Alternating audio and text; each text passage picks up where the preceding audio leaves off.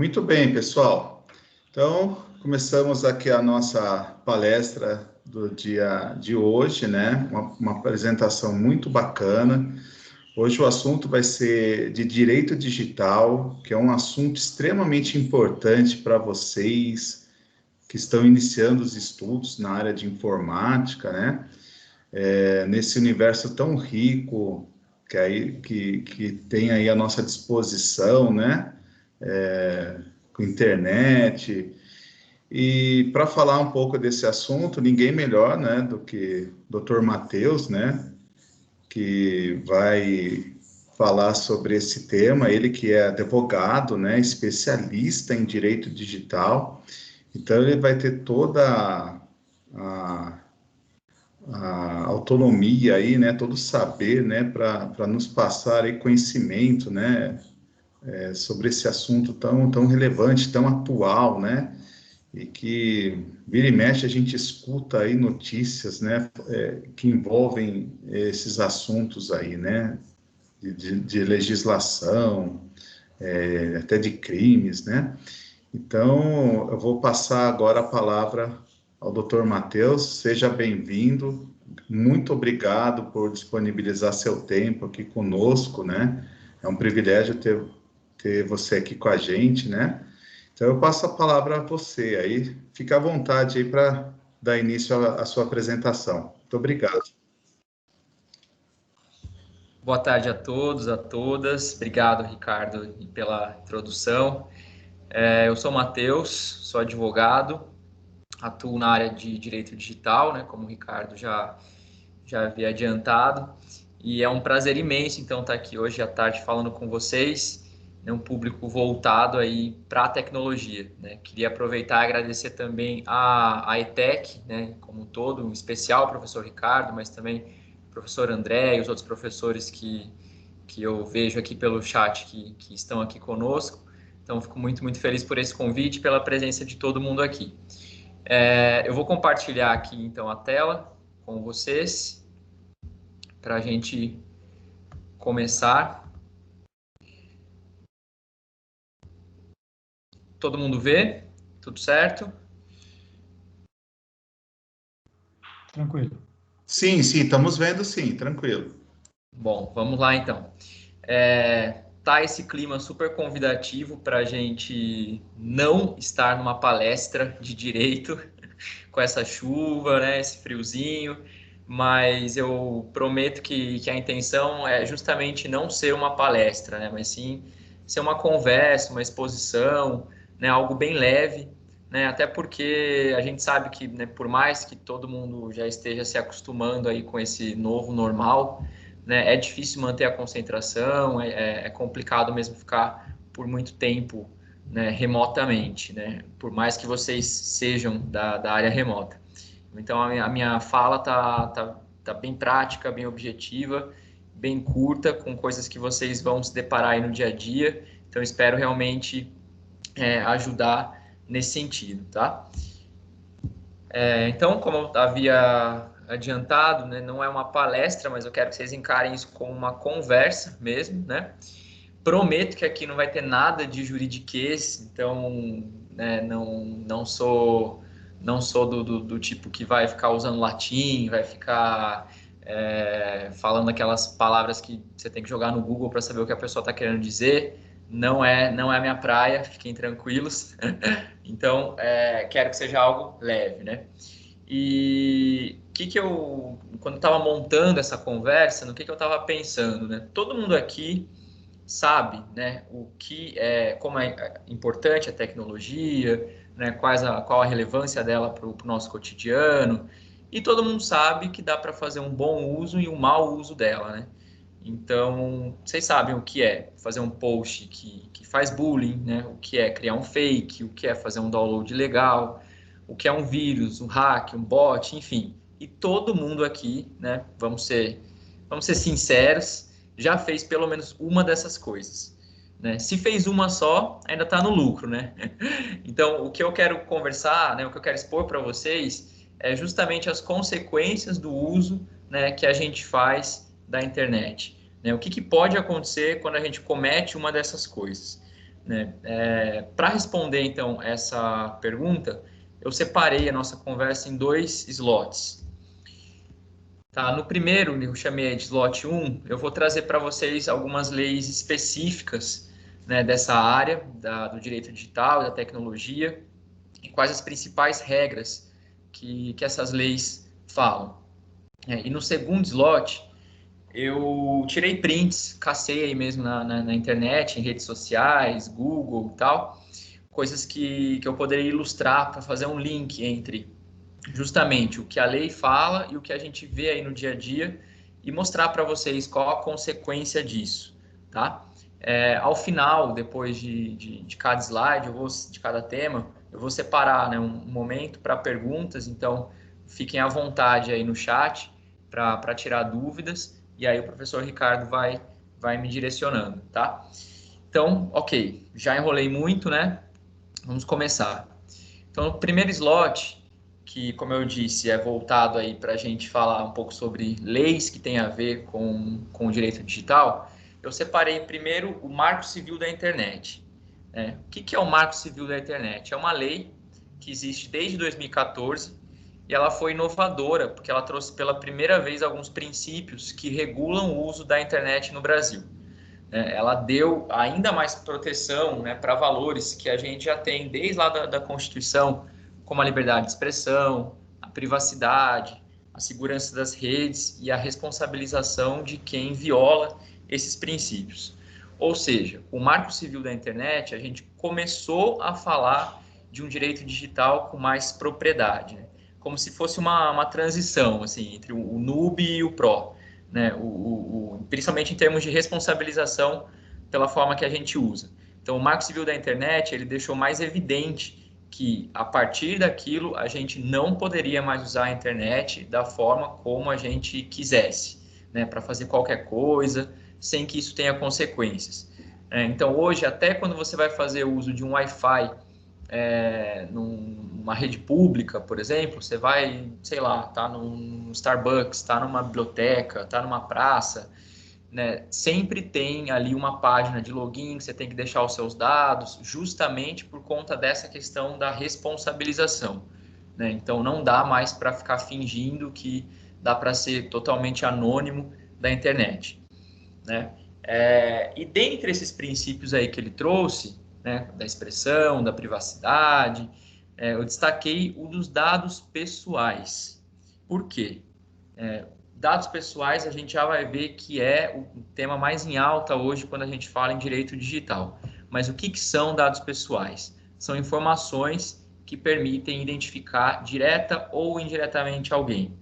E aí coloquei vários exemplos para vocês, como nome, CPF, RG, o gênero, data de nascimento, localização via GPS, uma foto, o endereço de IP. Né? Então, como vocês veem, isso é um universo, né? Justamente porque o Marco Civil da Internet começou essa discussão, né, sobre a maior responsabilização do uso da internet. E aí, como, né, os dados pessoais são um tema mais sensível dentro dessa lei, né, teve início também uma discussão para regulamentar especificamente dados pessoais. E aí que a gente chega na Lei Geral de Proteção de Dados, ou LGPD. E se vocês ainda não ouviram falar da LGPD, em algum post, em alguma live, em algum site, vocês deveriam, porque não tem como hoje falar de TI, não tem como falar de qualquer atividade que envolva tecnologia, internet, sem falar de LGPD. Né? E é por isso que ela é o segundo marco aqui desse nosso slot. O que essa lei fala? Né? Ela justamente reforça os princípios que a gente já estava vendo ali no Marco Civil da Internet, ou seja, da segurança, do respeito, da liberdade de expressão, e ela ainda aprofunda a questão do tratamento de dados, né? O que é, então, o tratamento de dados? Lá nós vimos o que eram os dados, né? As informações que permitem identificar a pessoa. E o tratamento dos dados é a operação que envolve esses dados pessoais. Então, hoje, quando você informa alguém, algum dado seu, ou alguém te informa isso, essa operação pode ser considerada um tratamento de dados. O que você vai fazer com essa informação?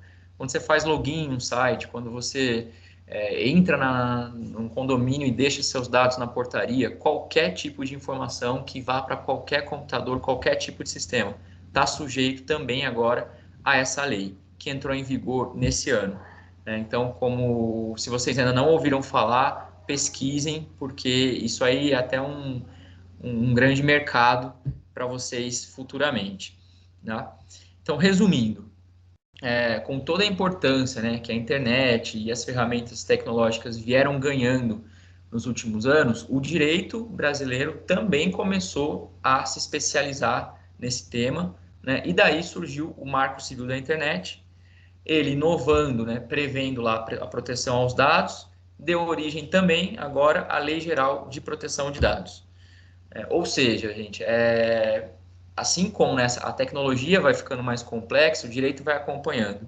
Né? Isso é uma realidade, não tem volta, né? Não é da época de vocês, talvez, mas aquela coisa de usar a internet, achar que criar um fake ou não colocar sua foto, era uma terra de ninguém, uma terra sem lei, não existe mais, não tem volta. Né? Isso é uma tendência até que o Brasil segue, até com algum atraso já, outros países. Então, se a gente olhar para Estados Unidos e União Europeia, principalmente, a gente já vai ver uma legislação muito forte já há alguns anos a respeito de dados. Então, a gente já estava mais do que, né, passando da hora de aprovar isso também, tá? E antes de fechar esse slot, eu queria chamar a atenção de vocês para um outro ponto, né? Eu falei aqui do Marco Civil, da LGPD, dos princípios, mas isso não quer dizer, né, que antes deles não existia nenhum tipo de regra, e não quer dizer que essas leis excluem outras leis. Né? Por exemplo, estou falando aí principalmente de Código Civil e Código Penal. Isso aí vocês já devem, né, ter ouvido, já devem estar mais familiarizados. Né? Então, o que é o Código Civil? Ele é aí como se fosse um kit, um compilado aí de um pack, né, de leis da área civil, ou seja, o que tem a ver com indenização, com reparação, né, e o Código Penal, crimes e penas. Então, as condutas que a gente chama de condutas, né, tipificadas, né, criminosas. Por que é importante, né, ter esse quadro em mente? Porque uma coisa não exclui a outra. Né? Você pode cometer uma conduta que não vai se enquadrar só no Marco Civil ou só na LGPD, mas ela também pode estar prevista no Código Civil e ainda no Código Penal. Então, a ideia que eu quero que fique aqui para vocês é a seguinte: hoje nós temos regras mais específicas, mas elas fazem parte aí de um conjunto de regras que, se a pessoa cometer um ato ilícito, cometer um crime, qualquer tipo de prejuízo a alguém, ela vai responder possivelmente aí por mais de uma fonte. Então, por exemplo, se a gente fala de ofensa à honra de alguém, né, essa pessoa pode, né, fez um post xingando alguém, essa pessoa pode ser condenada a pagar uma indenização por danos morais. E isso não é só Marco Civil ou só LGPD, não, a indenização está lá no Código Civil também. Né? Ou se a pessoa faz um download ilegal, né, de um livro, um trabalho de alguém, algo que comprometa os lucros da pessoa com a obra, pode ter também a condenação por danos materiais, né? Dependendo da conduta também, até se enquadrar como crime, né? Então, você tem, por exemplo, quem espalha fake news, né, ou faz bullying, né, que aí a gente chama de crimes contra a honra, de repente, a injúria, calúnia, difamação, né? Isso aí, invadir um dispositivo, falsificar um documento, espalhar um vírus, né? Essas práticas, elas também estão previstas no Código Penal, né? E podem dar um pagamento de multa e até prisão. Então, nós temos aí todo um conjunto que começa a se fechar, né? Com o Marco Civil, LGPD e a base no Código Civil e Código Penal. Tá? Então, o recado que eu quero que fique para vocês é que nós temos, sim, leis que estão atentas ao uso da internet, à tecnologia, né? E essas leis, elas não se excluem. Você pode ter uma conduta que vai ser enquadrada em uma, duas, três ou até nessas 4 leis, tá? Eu não quero que vocês decorem nome de lei, não é meu objetivo aqui, e sim que vocês saibam, né, que assim como a tecnologia vai se desenvolvendo rapidamente, que ela fica mais complexa, o direito também vai acompanhando essa evolução, tá? Então, memorizem esse mantra, né? Tirem um mantra aqui desse quadro, né? Se a gente não usar a internet com responsabilidade, a gente pode ser responsabilizado, tá? Alguém tem alguma dúvida sobre alguma dessas leis? Alguém quer comentar algo? O Matheus perguntou aqui, seu xará, Opa!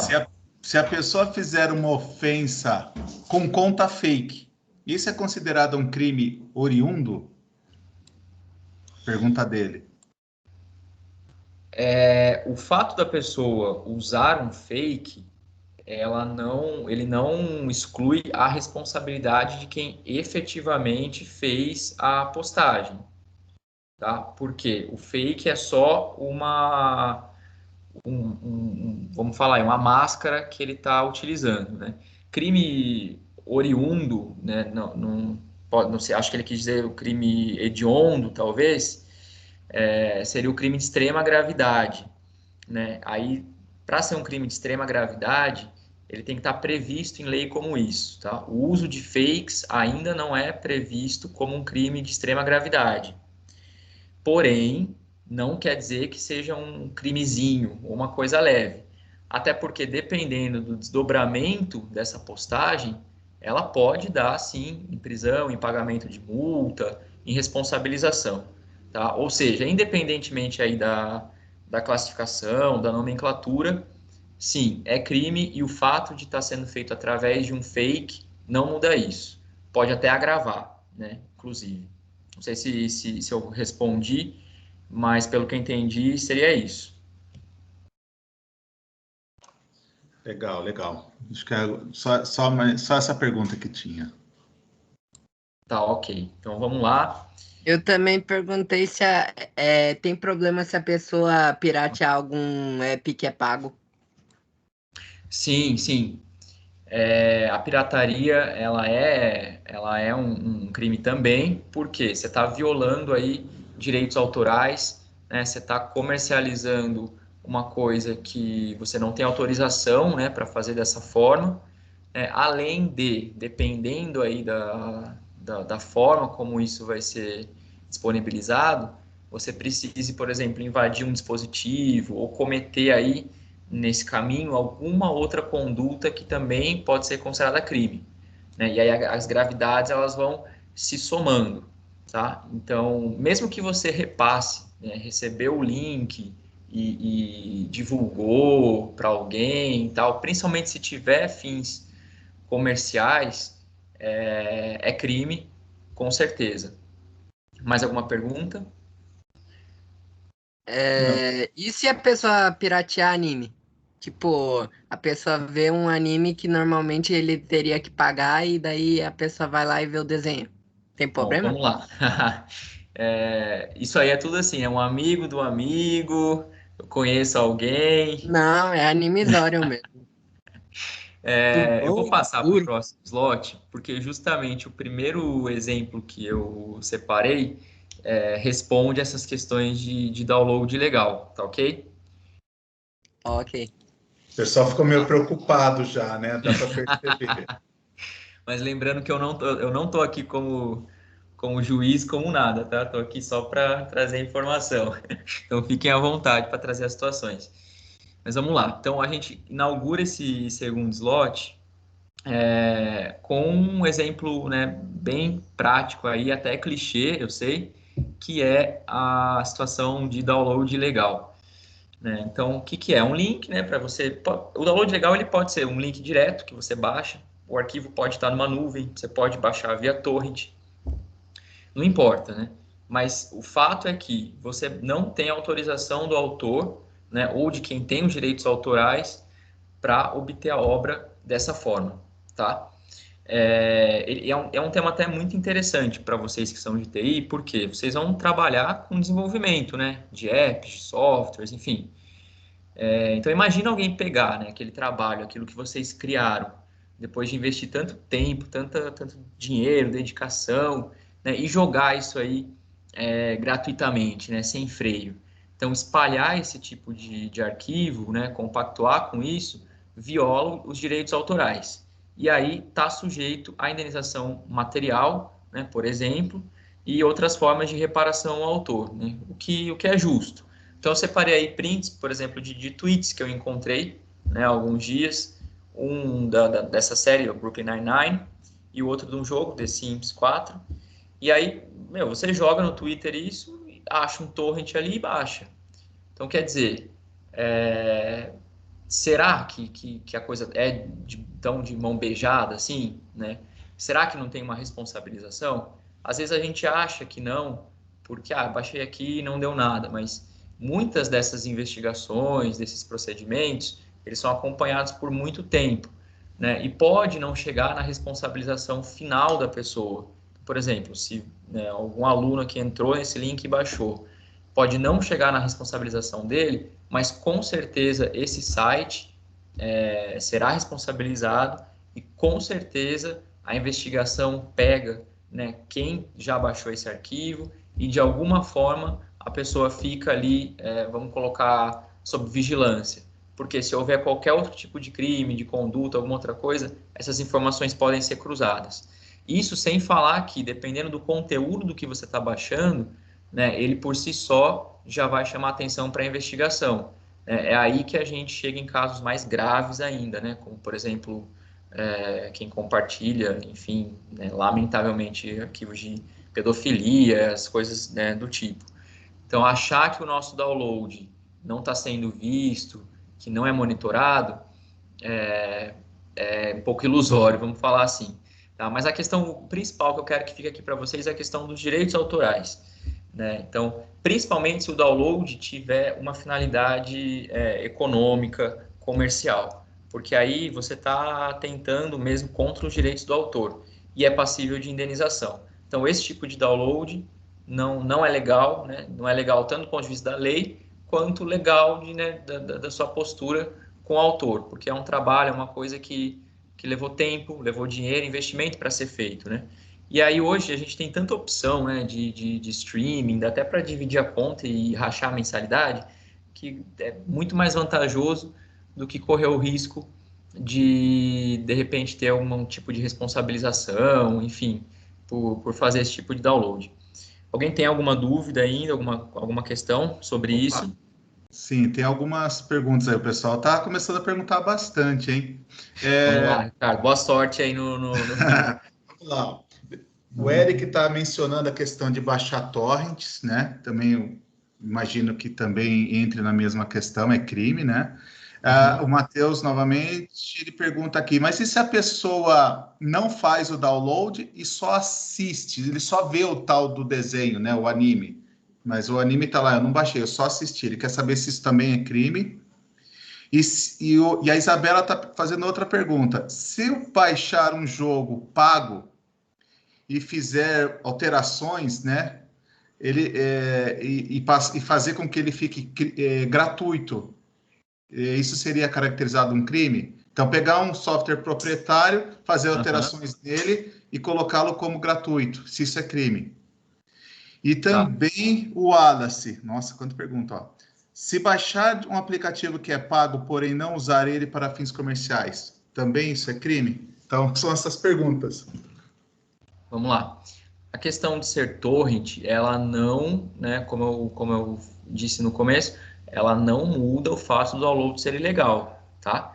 Porque o arquivo você pode baixar num site, sei lá, diretamente dele, um 4share da vida, não sei. Você pode baixar um torrent ou você pode pegar ele numa nuvem. Não importa, né? O download você está fazendo da forma clandestina, né? Vamos falar assim.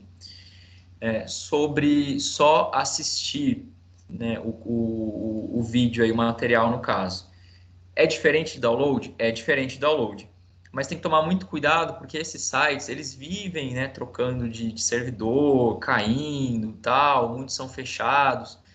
E aí, nessas investigações, com certeza, né, também são monitorados, são identificadas as pessoas que acessam o site, né? Até porque, se é investigado, é porque existe um volume e esse volume chama atenção, né? Então, também é uma forma, vamos falar aí, indireta, mas que também não é o ideal, né? Entre baixar e só assistir, eu sei que a gente está sendo gravado, mas finjam que eu não estou falando isso. É melhor só assistir, mas não é o ideal, tá? Sobre alteração de software, também viola direitos autorais, porque por mais que você tenha pago o jogo, você pagou por uma coisa, né, uma obra, um programa ali que está fechado, né, que foi concebido de um jeito. E aí você hackear, não sei se é esse o termo exato, tá, gente? Se eu usar algum termo aqui, vocês me desculpem. Mas você fazer qualquer forma de alteração que também não tem consentimento do autor, também não é legal, né? E sobre a última era a questão de baixar mas não usar para fins econômicos, é isso? Isso mesmo. Tá. A questão dos fins comerciais, ela realmente é um agravante, né? Porque aí você não só tem a má fé de estar baixando, mas você ainda quer ganhar em cima de uma coisa que você não pagou, não tem autorização para usar. Então ela é um agravante. Se não tem esse fim, você não tem um agravante, mas não quer dizer também que você baixou da forma correta, tá? Então o recado que fica aí da questão do download é sempre procurar o canal oficial para baixar um conteúdo, né? E tomar muito cuidado também, gente, porque vocês sabem disso infinitamente mais do que eu, mas muitos desses links, na verdade, são, né, vírus, tentativas de phishing e outras coisas do tipo. Então tem que ter muito cuidado, né? Às vezes você está baixando uma coisa que justamente você acha que vai sair no lucro e aí o prejuízo é muito maior, tá? Por exemplo, nós já temos legislações, vou falar de um caso prático aqui. Eu tenho uma amiga que morou por muitos anos na Alemanha.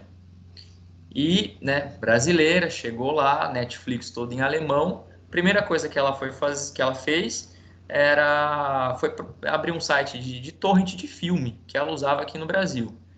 Baixou o filme de boa. Passou uma semana, chegou uma carta do governo na casa dela, com o IP dela, falando, olha, você fez um download na data tal, hora tal, segundo tal, tal tamanho. Essa prática não é proibida pela nossa legislação, então serve de advertência, na próxima tem pagamento de multa. E aí as punições iam aumentando.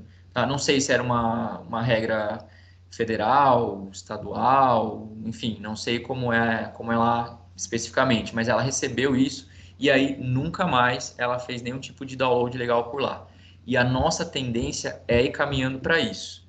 Então, vamos tentar, né, como, né, profissionais de TI, futuros profissionais de TI que vocês serão, usar essa criatividade não para burlar, né, essa proteção a direitos autorais, enfim, que vai ficar cada vez mais forte, mas usar isso para tentar, de repente, inventar, né, coisas que vão deixar todo esse conteúdo mais acessível para mais pessoas, né? Como eu falei há uns minutos. Hoje a gente tem uma imensa variedade de streamings, preços acessíveis, dá para rachar a conta, né? Então, tentar fugir desse tipo de prática, porque a responsabilização pode chegar, tá? Eu posso avançar ou temos ainda aí mais alguma pergunta diferente dessas, Ricardo? Eu acho que é mais. Eles estão comentando aqui só se existem muitas pessoas que fazem esse tipo de investigação, se é fácil, se é difícil. Então, esse tipo de leigos, né? investigação, justamente por ser uma investigação, a gente não tem muito acesso, né? Não sei se vocês acompanham assim noticiário e tal, mas é muito comum quando você vê Polícia Federal faz operação, enfim, e aí atinge às vezes mais de um estado, mais de uma cidade, e aí o repórter vem e fala, ó, a polícia estava monitorando o grupo há anos, às vezes, né? Porque a conduta não necessariamente ela vai ser investigada, apurada, né, condenada ali no mesmo ano. Não, né, as coisas têm um prazo longo. Então, às vezes, a polícia vai até monitorando isso, justamente para ir reunindo prova, e aí que uma hora, né, a coisa explode, tá?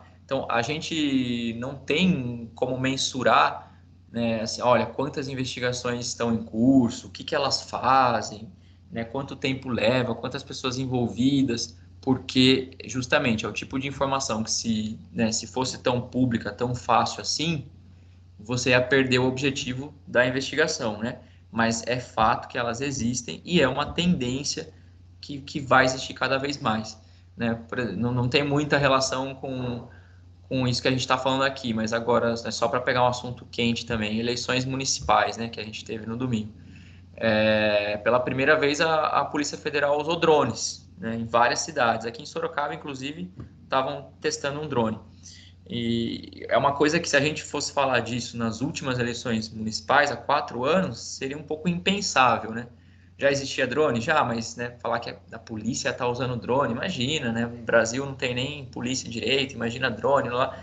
Mas é engano pensar que, assim como a tecnologia, né, vai avançando, que o direito, que as formas de investigar também não avançam, tá? Isso aí, acho que pode prosseguir, não tem mais perguntas agora, por enquanto. Beleza? Então vamos passar para um outro tema que está muito em alta, que é a questão do disparo em massa, né? Então, eu estava falando agora de eleições, por exemplo, então quem acompanha aí política, né, sabe que a gente sempre tem esse problema, né? Sempre tem empresas que têm um pacote de dados das pessoas, né? Aí vem alguém interessado, compra esses dados e pode fazer uma compra filtrando aí pela cidade, por gênero, por gosto, preferência e tal, e faz disparo, né? Via WhatsApp ou até SMS, até inbox, já vi de tudo. Então, não sei, provavelmente vocês já receberam algo assim também, uma mensagem no WhatsApp ou um SMS de alguém que vocês não têm ideia de como conseguiu aquele número, né, fazendo uma propaganda, fazendo alguma coisa, tentando geralmente vender algo, nem que esse algo seja uma ideia, né, do tipo, vote em mim, ou sei lá.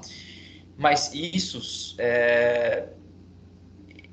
vai afrontar diretamente o que a gente viu lá na LGPD, que é a Lei Geral de Proteção de Dados. Por quê? Nesses casos, os dados pessoais eles são vendidos para um terceiro sem o consentimento, ou seja, sem a autorização da pessoa titular dos dados, né? Então, são dados que a gente informa quando a gente faz uma compra online, quando a gente cria um perfil, né, por exemplo, mas eles são informados para uma finalidade específica, né? Ou seja, quem repassa esses dados para alguém, né, vende, depois vai fazer um disparo em massa, viola completamente a lei. E olha, isso é extremamente novo, tá, gente? Eu estou falando de LGPD, estou falando de uma coisa que agora em meados de agosto começou a valer, depois de anos e anos de discussão. Porque eu simplesmente pesquisei aí, disparo em massa WhatsApp, e olha a quantidade de resultados que vem aí, e o pior, anúncio, né? Ou seja, coisa patrocinada, coisa que está sendo impulsionada, né? E isso faz com que muitos profissionais, né, usem também sua criatividade, seu talento para ficar, né, fazendo esse tipo de coleta de dados, de venda para terceiros, né? É muito comum você encontrar gente que trabalha em startups, em empresas de aplicativos, em telefonias e tal, gente que tem acesso, né, a uma quantidade imensa de dados e aí vende isso por fora. Então, qual que é o grande perigo disso, né? É o uso de dados pessoais sem consentimento. Isso pode ter problemas, não só na LGPD, mas no Código Civil, porque eu estava falando lá de indenização moral, por exemplo, no Código Penal, com certeza, principalmente se envolver aí você pegar a informação da empresa sigilosa, vender para terceiros, você invadir dispositivos, dependendo do teor dessa mensagem também pode ter aí um crime contra a honra, e até aí de repente uma implicação trabalhista, porque não é raro você ver funcionários ou ex-funcionários que aí roubam os dados da empresa, do empregador, e vendem para um terceiro. Então, vamos pensar em alguém que trabalhava num call center, numa operadora de celular, por exemplo, a quantidade de dados que essas pessoas têm, e elas têm o que mais interessa, que é justamente os números. Então, vira e mexe, a gente tem uns casos desse tipo. E o que isso tem a ver com TI? Né? Tudo, porque muitos de vocês devem até saber, né, como filtrar esses dados ou como criar algoritmos que façam isso, e vocês vão se deparar com ofertas, né, de pessoas ou de empresas interessadas em captar esses dados para fazer o uso em massa. Então, por isso que é importante vocês saberem que esse tipo de atuação não é legal, né? Aliás, as consequências, né, na lei, como multas e sanções, elas valem não só para quem compra esses dados, mas também para quem está intermediando, para quem colhe isso e repassa, né, como eu estava dizendo. Alguém tem alguma dúvida sobre essa questão de tratamento de dados, disparo em massa? Não, só comentário meu mesmo, porque vira e mexe, meu telefone toca e a gente tentando oferecer serviço, tentando oferecer empréstimo, e eu não sei a menor ideia de onde eles conseguem o meu número, né? Eles nunca Pois sabem é. me responder. Olha, isso aí é tipo e-mail de oferta, né? Às vezes você se cadastra numa loja e tal, e, eles realmente compram esses dados e aí vão filtrar a partir do seu perfil, né? Então, por exemplo, de empréstimo, geralmente, aposentado é sempre alvo, pessoal que tem algum financiamento, pessoal que buscou, né, algum tipo de crédito, alguma coisa assim, deu os dados, eles vendem. Então, essa era uma questão que já está incomodando muito na prática, porque a gente não aguenta mais ficar bloqueando o número, a gente não aguenta mais, né, clicar lá em descadastrar e-mail e a gente continua recebendo. Então, a LGPD veio justamente, na minha opinião, até com muita demora, mas para a gente para a gente mudar a forma como a gente encara e responsabiliza esse tipo de prática, né? Porque hoje é mega facilitado. Então, você está vendo aí os anúncios, disparo de notificação. Isso é uma coisa que não podia aparecer no Google assim, muito menos patrocinada, né? Aliás, não sei se vocês viram notícias assim, mas só nas últimas semanas a gente viu aí o Google enfrentando processo nos Estados Unidos e a Amazon na União Europeia, se não me engano, justamente por conta de práticas envolvendo dados, concorrência desleal. Por quê? Porque essas empresas têm hoje um monopólio de informações e a gente fica refém dessas práticas, né? Mas também é algo que tem que ser combatido e a gente já está na rota para ir mudando isso. Tá? Posso avançar, então? Sim, tem mais perguntas agora. Vamos lá. Aqui uma coisa que eu acho que ninguém nunca viu, nunca fez, nunca foi vítima, que é o fake, né? Então, eu busquei aí fake Tinder, veio a Beyoncé, que no Brasil se chama Ellie, e colocou na bio dela: leve tudo de mim, eu só quero ser a garota que você gosta. É óbvio que a Beyoncé não estaria no Tinder e não teria essa bio, né? Então é uma praga mesmo. Então tem os fakes mais amadores, esse aí é super amador, coloquei aqui bem para ser didático mesmo, e né, você bate o olho, já desconfia, e tem gente que realmente se dedica a isso, né? A criar toda uma comunidade, tem uma rede de comentários, foto com marcação e tal, mas nada disso altera a realidade, gente. É fake. Fake é fake, é uma mentira, né? Eu quero chamar a atenção de vocês nesse tópico porque eu quero abordar ele de duas formas. Então, primeiro, eu vou expor para vocês as consequências de se criar um fake, né, e usar um fake, e depois falar do que pode ser feito se vocês forem vítimas de um fake, tá? Então, primeiro, aí, sobre o uso dos fakes, né, as consequências elas são inúmeras, né, e elas vão depender do tipo de atividade que esse perfil teve, né, ao que esse perfil se destinou. Então, se o fake ele é utilizado para tentar obter algum tipo de vantagem, né, dinheiro, por exemplo, ou causar um dano, né, ameaçar a pessoa e tal, pode acontecer um crime de falsa identidade, punido até com prisão, porque você está usando uma falsa identidade, o fake, né, para um objetivo grave, né, que é obter vantagem ou causar dano. Então, pode dar até prisão, né? E se esse fake ele se destina a fazer comentários ofensivos, xingar as pessoas, né? Também pode ser enquadrado nessa modalidade de falsa identidade com pagamento de multa, né? Além de poder responder por os crimes chamados crimes contra a honra, que eu já, né, falei aqui algumas vezes, depois nós vamos falar também, que é a calúnia, a injúria e a difamação. Ou seja, criar um fake por si já é algo errado. Dependendo do uso que você faz desse fake, você pode ir acumulando aí uma série de condutas reprováveis, tá? Isso, pessoal, não exclui as indenizações civis que a pessoa ofendida pode pedir, né? Como o pagamento de indenização de danos morais, por exemplo, né? Ou a reparação material, né? É muito comum a gente se deparar, né, com fakes que tentam ter algum tipo de vantagem econômica, né? Então, deposita na conta, né, paga um boleto para mim, então a pessoa vem, cria uma intimidade com você, né, cria ali toda uma situação para te fazer sentir confortável até ela tentar uma vantagem econômica, né? Cuidado com isso, né? Agora, da outra perspectiva, né, de ser alvo de um fake, eu sei que vocês são da área de tecnologia, né, vocês devem conseguir farejar um fake muito melhor, né, do que eu e outros leigos nessa área, mas eu acho válido reforçar aqui algumas coisas, principalmente do ponto de vista jurídico, né? Então, eu vou usar um exemplo que a maioria que vai entender, quem nunca usou não vai ficar pescando não, porque é bem fácil, que é justamente o Tinder, esse print aí que eu coloquei. Então, no Tinder, você está lá para quê? Para conhecer alguém, né? É um aplicativo de relacionamento. Quando você dá like na pessoa, e a pessoa também dá um like em você, né? Aí ocorre o famoso match, né? Ou seja, uma combinação, e aí o aplicativo permite que vocês conversem. Nessa conversa, é muito importante que vocês já comecem, né, a fazer perguntas-chave. Eu tô falando aqui da dinâmica do Tinder, mas isso vale para um fake em qualquer rede social, tá? Qualquer aplicativo. Então, vai fazendo perguntas-chave, tenta descobrir, né, coisas da possível realidade da pessoa. Então, onde estuda, onde trabalha, se tem rede social, né, enfim, descobrir se essa pessoa realmente existe, né? E tudo isso antes de marcar qualquer encontro, antes de, né, compartilhar ou aceitar qualquer tipo de arquivo, antes de passar informação pessoal de vocês, né? Eu sei que pode parecer muito óbvio aqui o que eu estou falando, mas tem gente muito articulada aí, né?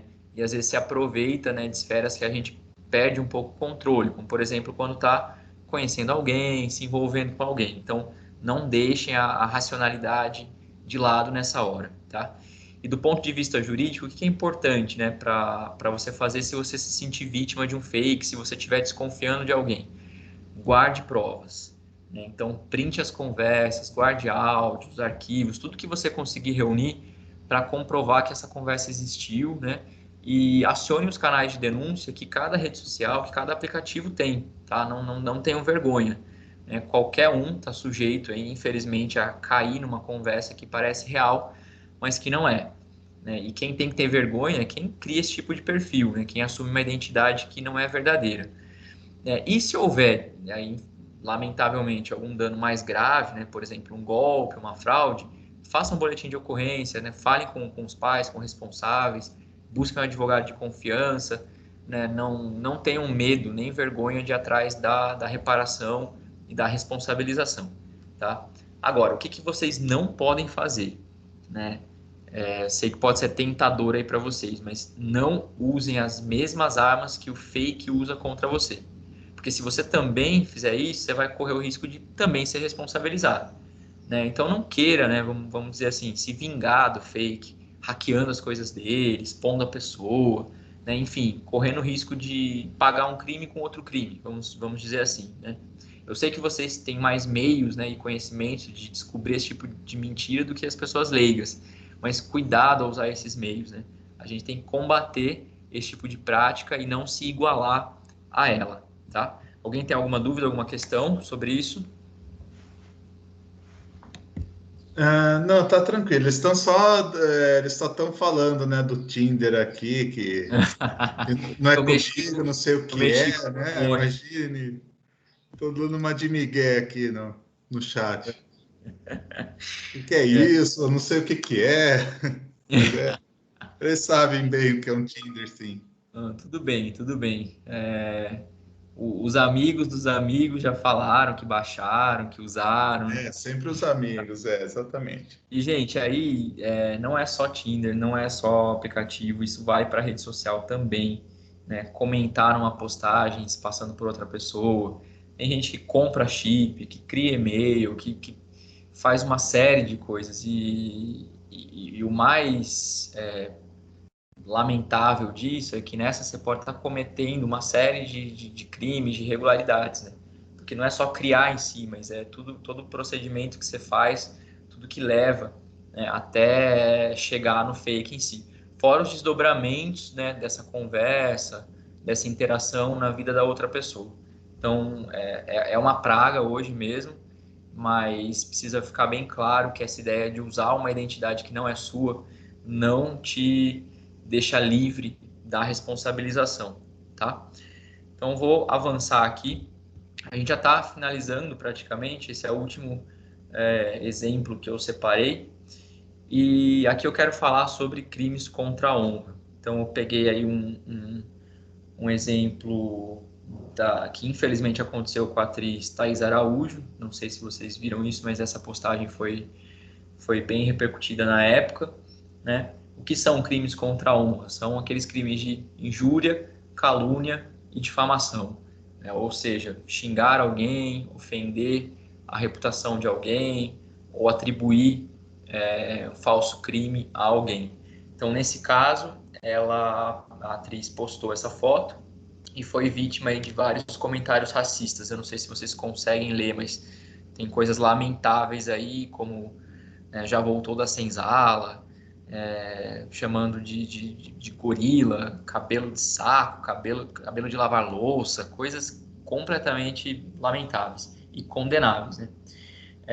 Nitidamente a gente vê, né, o racismo e a prática de injúrias raciais aí, e você está invadindo, né, violando também o espaço e os direitos do outro. Então, isso aí não tem nada a ver com liberdade de expressão, né? Eu quero chamar a atenção aqui para outras formas que a gente encontra na internet, também de conteúdos ofensivos, e nem sempre eles são tão explícitos assim. Então, eu peguei essa foto porque realmente é chocante, e vocês podem falar, mas eu nunca comentaria isso, né? Eu nunca vi isso, tal.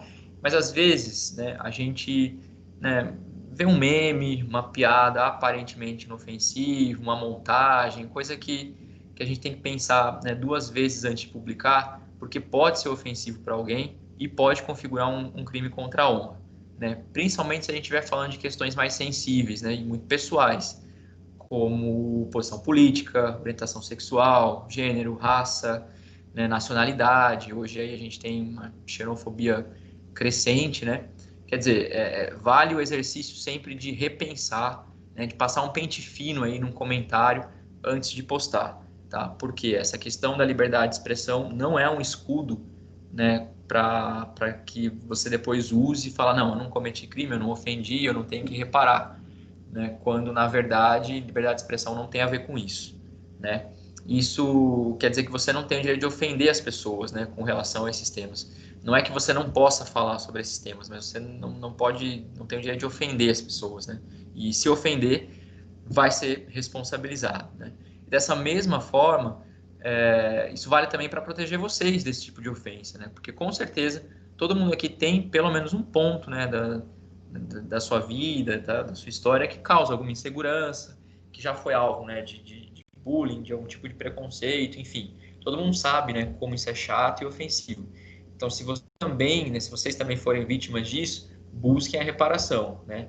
Lembrando-se de não fazer o mesmo, né? De novo, aconteceu, printa, né, denuncia, não deixe quieto, né? E também repense antes de postar qualquer conteúdo que possa beirar esse tipo de conduta, que possa dar aí num crime contra a honra. Alguém tem alguma questão sobre isso? Deixa eu perguntar, né? Acho que é uma dúvida nós leigos a gente sempre tem, né? Que a gente sempre escuta assim. A gente tem liberdade de expressão, a gente escuta isso até de pessoas políticas, né? De políticos que vão lá, ofendem o outro, né? Aí fica sempre aquela dúvida, né? Que acho que todos nós temos, leigos, né? Até onde vai a nossa liberdade de expressão e aonde que vai esse limite da liberdade de expressão? Até onde eu tenho o direito de falar o que eu penso e a partir do momento eu já não posso mais ter esse direito porque eu já começo, de repente, a ofender alguém. Porque se você fala assim, não, é a minha opinião, pronto, acabou. A internet, ela dá muito essa ideia, assim, do que eu só quero falar o que eu penso e eu não quero saber o que você pensa, né? Fica uma coisa meio egoísta, né? Então, deve falar assim, mas é minha opinião, eu não estou ofendendo ninguém. Se eu estou ofendendo, o problema é seu, essa é a minha opinião, acabou. Então, eu queria entender um pouquinho mais isso daí. Olha, Ricardo, você fez a pergunta que deve valer R$ 1 milhão entre os juristas, porque Opa, então vamos dividir a grana aí. esse é o grande debate hoje quando a gente fala, né, da relação com o outro, da convivência com o outro. Para quem acompanha noticiário político aí, principalmente, essa questão está sempre vindo à tona, né? Até onde é liberdade de expressão e até onde eu entro na esfera do outro. A gente tem na Constituição princípios que, né, na minha posição, na posição hoje da maioria aí dos operadores do direito, são princípios consagrados, voltados aí muito para a dignidade da pessoa humana, os direitos humanos e tantos termos aí que têm sido muito atacados ultimamente. Então, eu acho que o termômetro é sempre tentar entender se a sua opinião está afrontando algum tipo desses princípios, né? Então, nesse caso aí do print que eu trouxe, como eu disse, é um caso até caricato, né?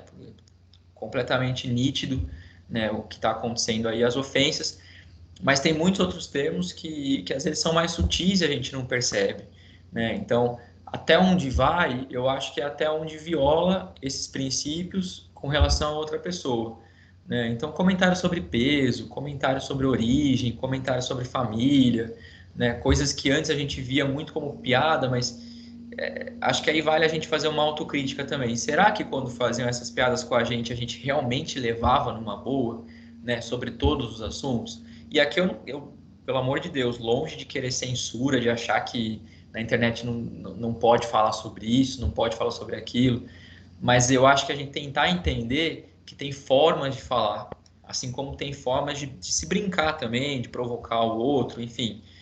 Porque a vida não pode ser engessada, né? Então a internet ela é um espelho da vida. E na vida a gente brinca, a gente faz piada, às vezes de mau gosto, né? E tem muita piada de mau gosto por aí. Mas piada é uma coisa, ofensa é outra, né? Então acho que hoje, quando a gente esbarra nesses princípios aí da igualdade, né? E aí serve para igualdade de gênero, serve para questões de trabalho, serve para 1 milhão de coisas.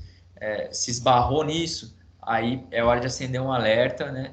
Do tipo assim, pera, eu estou dando a minha opinião ou eu estou ofendendo, né? E realmente, como você falou, a internet ela pode dar essa sensação de que você pode falar o que você quiser e é a sua opinião e tá tudo bem, mas não é assim, né? Porque é como se você estivesse falando na cara da pessoa. Às vezes na cara a gente não falaria aquilo, né? Mas a internet dá um tipo de coragem, né? Só que essa coragem ela pode beirar até um crime ou ofender alguém e dar em responsabilização. Então, assim, tentando não responder, porque eu não me atreveria a responder isso, que é uma questão que a gente está longe de chegar num consenso. Mas eu acredito que o caminho seja esse, né? Ver se você está ofendendo esses princípios, pensar se o que você está falando é ofensivo ou não. Entendi. Obrigado pelos esclarecimentos. Acho que Opa. mais. Valeu. A gente não chegou no milhão de reais, mas a gente chega lá, hein? Não, é um longo caminho. Deixa eu ver, acho que mais. Não, pode prosseguir, doutor. Ninguém fez mais perguntas agora. Bom, então eu vou caminhar para concluir a minha fala, tá? Justamente aí na sua pergunta foi meio que um spoiler já. E eu queria resumir aqui tudo que já foi dito, né? A internet, ela tá aí, gente, para ser usada. Que bom que nós temos cada vez mais ferramentas. Eu acho que isso é ótimo, porque isso leva conhecimento, isso dá voz para as pessoas, isso instrui, isso agrega e dá espaço, né, para pessoas jovens, talentosas, como vocês, né, que vão explorar a tecnologia aí com muita propriedade. Porém, é só ter em mente que a internet não é uma terra sem lei, né? Dá para a gente fazer muita coisa nela, mas isso não significa que a gente pode fazer tudo, né? E nem que o que a gente faz não tenha uma consequência, né? Então, por isso, né, não tenham medo, gente, de usar a internet, não tenham medo de desenvolver ferramentas, de acreditar na tecnologia, porque toda essa proteção que a gente viu, todos esses princípios, eles estão aí também para a segurança de vocês, como usuários e como profissionais da tecnologia, tá? Então, arrisquem mesmo. Desde que vocês não estejam violando direitos autorais de alguém, ofendendo a pessoa, quebrando patente, nada do tipo, plagiando, fiquem à vontade para inventar 1 milhão de coisas aí. Eu e todos os outros leigos dessa área super agradecemos, tá? Bom, então com isso eu concluo, né? Acho que a gente conseguiu aí praticamente em 1 hora fazer um roteiro bem prático aí de situações. Eu queria agradecer imensamente aí a vocês que separaram esse tempo para participar dessa conversa. Eu me coloco à total disposição para tirar dúvida, para trocar ideia. Podem me procurar, tá aí o meu Instagram, o Instagram do escritório, meu e-mail também. E agradeço de novo à ETEC, ao professor Ricardo em especial, né, por essa oportunidade. Eu espero que eu tenha aí, no mínimo, chamado a atenção de vocês para, né, deixar essa pulga atrás da orelha de que internet não é terra sem lei. E muito obrigado. Caso tenha alguma outra dúvida, podem me falar, podem me procurar, mas eu encerro por aqui o meu material. Muito bom, viu? Muito bom. Gente, aproveita, alguém quer fazer alguma pergunta final, aproveitem. Mas de qualquer forma, se o pessoal tiver mais alguma pergunta ou não, mas de qualquer forma, eu queria agradecer. Eu não sei vocês, mas eu aprendi muito hoje, né? Eu acho que foi muito enriquecedora o que a gente escutou hoje, né? Os alunos aqui no chat estão agradecendo, estão elogiando bastante, né? Legal, tem bastante. O pessoal tá falando aqui, excelente palestra, muito boa, que realmente foi muito bacana, viu? Foi muito bacana. O professor Sérgio também tá agradecendo, o professor André, estão falando aqui. Então foi muito bacana, a gente acho que aprendeu bastante coisa, né? Porque deu para ver, né, que às vezes o pessoal de tecnologia, né, ainda mais os nossos alunos, eles estão nessa idade aí, às vezes eles acho que ficaram um pouco preocupados aí do começo da palestra aí, né? Não quero nem ter Mas, pesadelo à noite, tá? Depois ir processando. então, porque às vezes o que acontece, a gente acaba fazendo muita coisa que a gente não para pensar que se a gente tá fazendo alguma coisa errada, né? Alguma coisa que deveria. A gente até tem uma noção, isso aqui eu acho que não deveria, mas a gente não para pensar, né? E às vezes acontece, né, de a gente escutar Microsoft, empresa X, empresa Y, que processou não sei quem por pirataria e por aí afora, né? Então, Eu sei que pode ser difícil, às vezes, segurar esse espírito criativo aí de vocês, mas ele não tem que ser censurado, não, de forma alguma. É só saber as regras de como fazer e dá para fazer muita coisa. dá para. Não, legal. Gente, então, acho que a gente pode encerrar, né? Então, em vez de mais uma. Não, então vamos encerrar, gente. Então, mais uma vez agradecer, então, ao Dr. Matheus pela excelente palestra, e a gente vai encerrando aqui a nossa gravação, tá Eu certo? é que agradeço. Obrigado. Depois você depois eu passo o PowerPoint nessa apresentação para os alunos, né?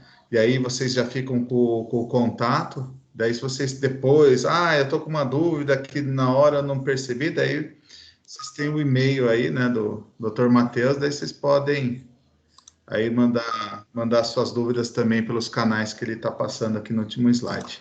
Certo?